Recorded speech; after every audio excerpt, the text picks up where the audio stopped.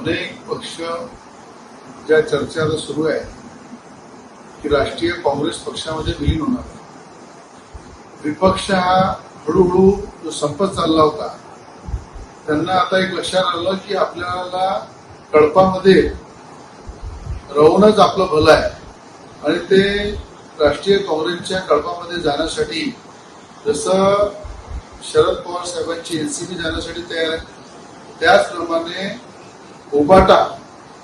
जे शिवसेना आहे उद्धवजी ठाकरेंची त्याला सुद्धा विलीन करण्यासाठी संजय राजारामजी राऊत यांचा पूर्ण प्रयत्न सुरू आहे।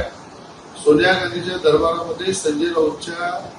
अनेक मिटिंगा सुद्धा झालेल्या आहेत की उबाटाला सुद्धा काँग्रेसमध्ये विलीन करून विपक्ष हा पूर्ण एकत्र येऊन भाजपच्या समोर